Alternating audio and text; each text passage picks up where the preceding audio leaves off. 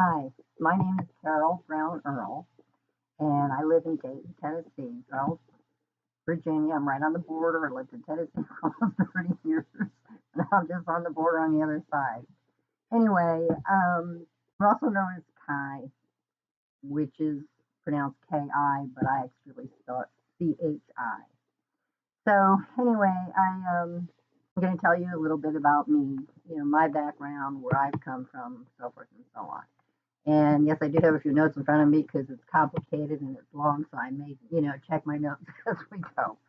Anyway, like I said, I grew up in Wayne, New Jersey, and so I guess that makes me a Yankee. However, it's not a Yankee by choice. My family actually hailed from Texas, so I'm a Yankee with Southern blood. So you don't want to get me mad. Anyway, I grew up, fairly normal household for a little while, but then things got rather traumatic, and I had real issues with my sister for 12 years. It was terrible, but I won't bore you with all those gory details. I will tell you that because of it, I had a terrible accident involved with her, and it left me with what's called ischemia in my brain. It's where little blood vessels get closed down, and she had pushed me off a bed, and that's what happened. Went without oxygen for too long, etc., and so on. But I'll tell you a little bit more about that later. 'Cause I never even really understood the effects of it till 2015, and I never even learned about it till I graduated high school. It's real sad. But anyway, I married in 1974 when I was 21, and I had two little girls, Jill and Lee. And also during this time, I had gone to college for a while. I studied political science, which was one of my loves. I grew up, my dad was mayor in the town all through grade school, and so I lived with a politician, and it was just in my blood, and I loved it, and still do today. But anyway, so that marriage ended in 1976. And after that, about a year or so after we were divorced, my ex kidnapped the girls from me. I was living in Illinois and he was in California, and we had settled a joint custody. So when he kidnapped my kids, I didn't have money to fight it. I didn't know what to do. I was lost.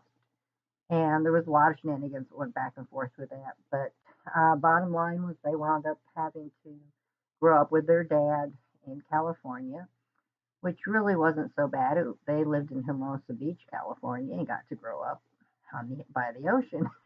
So I guess it really turned out to be okay, with them.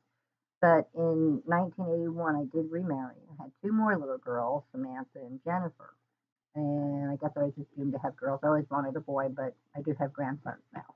So I'll have to accept that. Anyway, for the next decade or so after that, things are okay. I was living a fairly normal life, two kids and a husband, and everything was seemed to be okay. And we moved around a lot. Couple jobs he went through, both of them required him to do a lot of moving, different towns, different states. It was horrendous. But we finally wound up in Bristol, Tennessee area.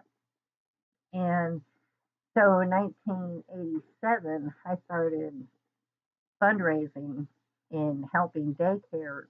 In other words, I give them items and things to sell so that they would get money to purchase equipment and swings and things like this needed for the daycare. And I did a lot of selling in Nashville, Tennessee. And there is where, unbeknownst to me, till I was gone from there and went back one day, found out that, oh, yeah, you were the daycare queen of Nashville. That's what we called you because I had just about every daycare sewed up in the system. But so, anyway, in 1989, my husband actually quit his job because I was only working 2 days a week and I was making more money than he was making working all week. So he quit his job and we opened an actual fundraising company ourselves, and we named it Sam Jan Enterprises after the two kids that we had. And we started helping all the schools, and we put a lot of the other big national companies the school used out of business. Everyone liked the mom and pop, and we were there for them, and we were very successful with it. It was really a wonderful thing. I also discovered maybe that I had a God-given talent, and that was that I could shoot pictures. I just took really good pictures. I don't know why, but like I said, it was a God-given talent. So I became a photographer. I was actually a photojournalist for local papers and have actually also been published. And I just love photography. Even today, I do. It also led me to be able to work in the pits of Bristol Motor Speedway, taking pictures during those races. That was fantastic.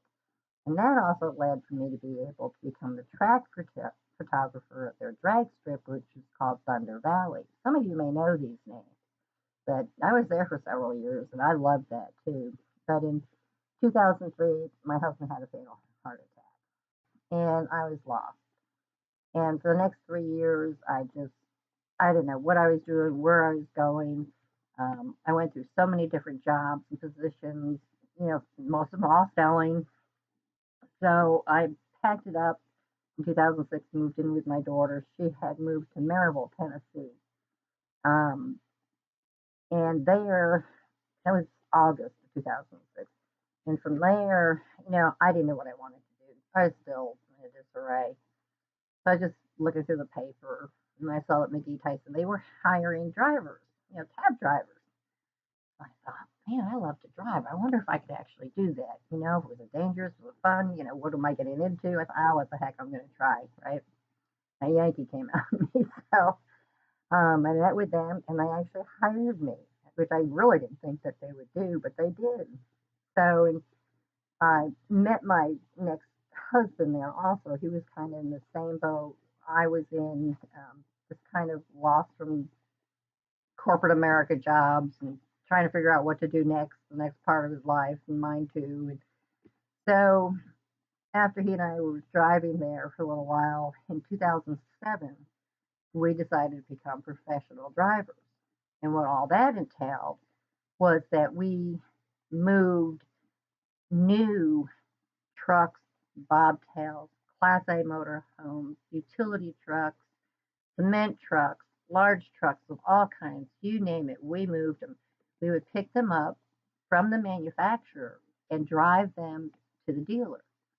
And they were all over the country and Canada. So it was, I love to drive. I always dreamed of being able to drive. I remember when I was a little kid, I used to watch out the windows at school, just wanting to just get out there and drive the whole country, right? So I guess that dream came true. And so it was also a photographer's dream. I had the ability to take so many beautiful pictures of so many different places. I have an arsenal of pictures that I've not even gotten up, on my photography site. But um, anyway, so we did that for many years. And in 2014, my dad passed away the 1st of January, along with 3 weeks later, my only blood sister, full blood sister. And that was just heart wrenching. I was so devastated. My dad was my rock. He had always been there for me. Even when I was a kid, all my life, I could always turn to my dad.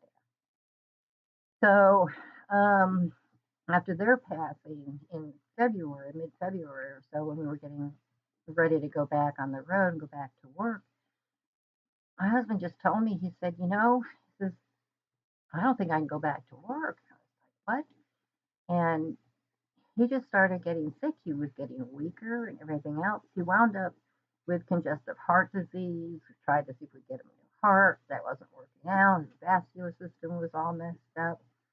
By the end of the year, his kidneys started shutting down. And by December 30th, that same year, he passed away. So I lost three people in my immediate family in that year. So 2015 was just, I was lost. It was a horrendous thing for me. I didn't know what to do, where I was going. All my grandparents were gone, my mom, my dad, my full blood sister, no aunts or uncles, with the exception there is one aunt out there somewhere, but I don't know where she is. At this point, I don't even know if she's still with us. But so it was like, okay, I'm next on the chopping block. So the buck stops here, which was also a very scary thing. So I began to look back on my life a bit, and the one factor through all of it was because of so much chaos in my life and so many missed opportunities that I had gone through, or wasn't even able to be what I needed to be for my kids, and do the things I should have done for them. Um, I just didn't understand. It was like I realized that it was all because of my thinking that nothing really, was going in and out right. And I didn't understand what to do about it. It was because that ischemia was because of lack of oxygen. So anyway, I had also had this test done at one point where it confirmed that yes, I had problems with reading, writing, communication, things of those sorts, but that my intellect was superior even to those that had doctoral degrees. And that was, um, I'm sorry, dogs and computers just threw me off. Anyway, so I realized that I really wasn't that stupid, that everything was okay. It was just a handicap because of the accident that I had gone through. And in a way, I felt a little better understanding now how my head thinks and what I have to do to get things in, to make things work properly. And I'll tell you, there's never been anything that I couldn't do. It just always took me longer to do it. But even now, the same thing, it still takes me a while to get information in. But once I do, it's like the world is open to me. I can do anything. And I always excel at everything and anything that I take on. And it's a wonderful feeling to know that I'm not as stupid as I thought I was. That I'm really not bad off at all. So anyway, finally realizing, all what was wrong with me, I realized that okay, it's time to take a new lease on life, and I did, and my world has changed fantastically. I know, how to deal with things. I know how to wait on decisions. Um, I just know how to grasp everything properly now, and there just is no stopping me at the moment. And I'm just so pleased and happy with where I am now in my life. And to kind of bring you up to date, I had sold my house in 2017, my retirement home, with that last husband, David, and moved back here to the Bristol, Tennessee area. And I got back on the internet in January 2018. I had been doing a few things in it when I still lived back in Dayton after, I went through all the experience of those deaths. But I just really wasn't getting much of anywhere with it because I just had too many issues in my head to deal with yet at that time. Um, so anyway, so once I got back on the internet in 2018, I started implementing all the proper tools and things necessary to take action to be successful online. And today my future is bright. I feel whole for the first time in my life. I know what I'm doing. I know where I'm going. I have my goals. I'm getting there. Things are finally starting to happen. And I am so happy. The one goal in my life, sorry, the one goal in my life is to finally have a solid relationship with not only my children, but all my grandchildren as well. Because of my thinking problem, I was never really there for them like I should have been. I was never really one they could turn to for immediate help and answers. I just was too wishy-washy. Now I know. Okay, sit down, think for a while, and then I can come up with a good answer. Um, but I'm on my way. I'm realizing that what I'm doing now is actually going to give me the opportunity to go see them whenever I want to. I'll be able to leave them a little something whenever I do leave this world. Hopefully, it won't be for a while yet.